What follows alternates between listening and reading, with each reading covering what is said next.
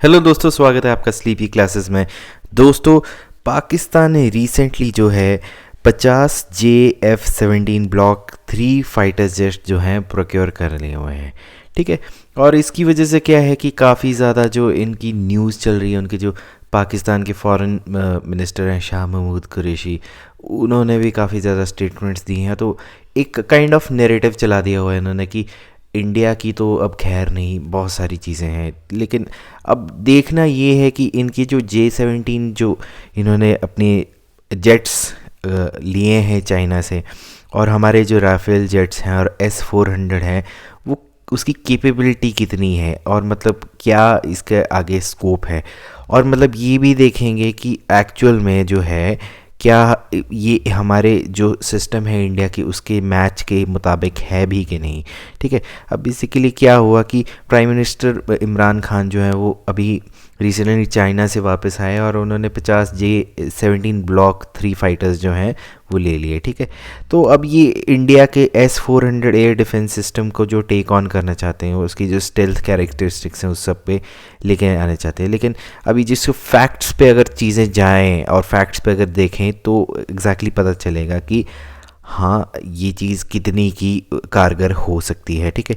तो अब देखिए कि पाकिस्तान ने अपनी इडिंगें तो इन्होंने करनी थी, तो अब बेसिकली इनके फॉरेन मिनिस्टर ने कहा है कि पाकिस्तान परेड डे के दिन जो है इसको ये शोकेस करेंगे। ठीक है। तो that was his take on it. But actual में देखते हैं कि J-17 ब्लॉक 3 फाइटर्स जो हैं वो एक्चुअल में क्या है। अब क्या है देखिए, सबसे पहले तो एयर फ्रेम के बारे में आता है कि ब्लॉक 3 जो है ये एक सिंगल इंजन है। ठीक है। ये J-17 फाइटर जो है इसी एक कॉम्पोजिट मटेरियल से बना हुआ है। ठीक है। ताकि इसकी स्टेल्थ फीचर जो है वो इस तरीके से बनी है कि वो इसका जो एयर डिफेंस सिस्टम है बेसिकली वो एडवर्सरी है और टारगेट हिट करने की वो हाई वैल्यू एसेट है। ठीक है।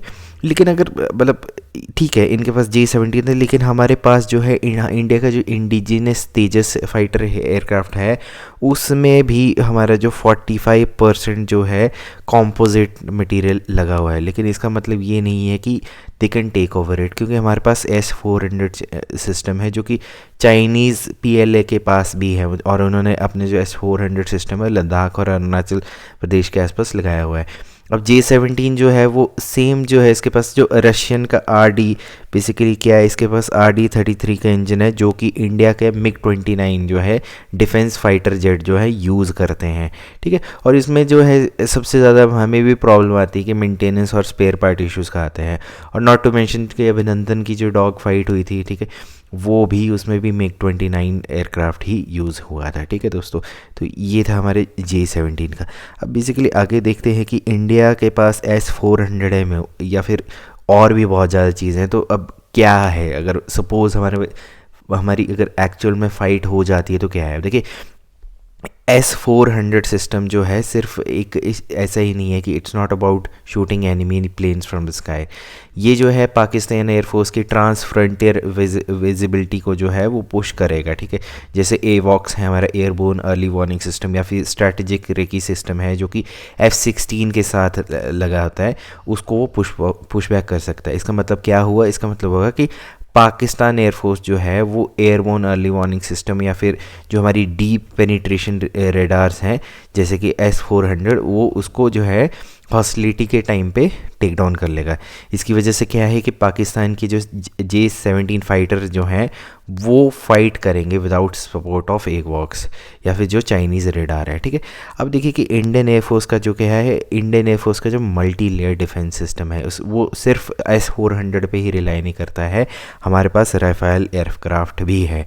ठीक है। जिसके अंदर ऐसा रेडार भी है। ऐसा रेडार क्या होता है, ये एक एडवांस या आपके यहाँ अंदर जैसे जो है एडवांस सिस्टम होता है। ठीक है। मतलब कि फाइटर एयरक्राफ्ट के आगे लगा होता है जो कि डिटेक्शन, ट्रैकिंग और इमेज क्रिएशन करता है एयर और सरफेस टारगेट्स की। और हमारे पास क्या है कि हमारे पास क्या है कि और इसमें क्या है, राफेल में जो है मीटियोर जिसके पास 140 से लेके 160 किलोमीटर की beyond visual range air to air missile है। इसका मतलब ये है कि J-17 को पता भी नहीं चलेगा कि उसको किसने अटैक कर दिया हुआ है। अच्छा, इंडियन एयरफोर्स के पास 70 किलोमीटर की जो है medium range surface to air missile है, MR सरफेस एयर मिसाइल, ठीक है जी। और साथ में क्या है कि हमारे पास बाकी जो डिजिटल पिचौरा भी है, आकाश सरफेस टू एयर मिसाइल भी है, ठीक है। और जो S-400 सिस्टम है वो हमेशा जो है क्लोज इन वेपन सिस्टम के साथ भी जो इसको कॉम्प्लीमेंट करता है, जैसे कि हमारे पास रशियन पैंटसीर है या फिर अमेरिकन फेलिंग्स है, ठीक है जी। तो मतलब कि ये जो इसका मिसाइल फायर नेटवर्क है वो एयर डिफेंस सिस्टम बहुत ज़्यादा जो है सोफिस्टिकेटेड है, मतलब एक लाइन ऑफ हमारे बहुत अच्छी ज़्यादा लाइन बनी हुई है। अब क्या है कि तो मतलब पाकिस्तान इतना ज़्यादा क्यों वरिड है, ठीक है। अब देखिए कि S-400 जो है वो एक स्टैटिक सिस्टम नहीं है, ठीक है, एक डायनेमिक वेपन सिस्टम है, ठीक है।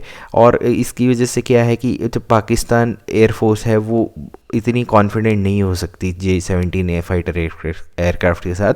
हाँ, अगर F-16 जो है उसकी मैन्यूवरेबिलिटी ज़्यादा है, ठीक है। और नॉट अ सिंगल J-17 जो है J-17 जो है उसने लाइन ऑफ कंट्रोल आज तक नहीं जो क्रॉस करी है, मतलब कि उन्होंने कोई ऐसा वेपन भी नहीं लॉन्च करा है पाकिस्तानी ने। मतलब जैसे कि हमारे अभी क्या हुआ था कि पाकिस्तान की अनसक्सेसफुल रेड हुई थी रजौरी महेंद्र सेक्टर में जो फरवरी 27 2019 में है, जिसके बाद इंडियन एयरफोर्स ने जो है जैश ए मोहम्मद के टेररिस्ट कैंप जो है बालाकोट में इन रिटेलिएशन जो है करे थे, ठीक है। अब S-400 जो है बहुत ही ज़्यादा सोफिस्टिकेटेड, इसमें मल्टी फंक्शन रडार है, एंटी एयरक्राफ्ट मिसाइल सिस्टम है, लॉन्चेस हैं, ऑटोमेटिक डिटेक्शन और टारगेटिंग सिस्टम है, और कमांड और कंट्रोल सेंटर है, ठीक है।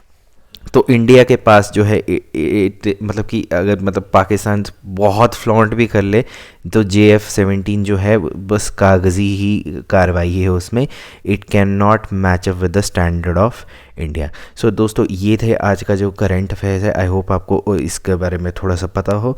तब तक आपसे फिर से मुलाकात होगी। टेक केयर, नमस्कार और जय हिंद।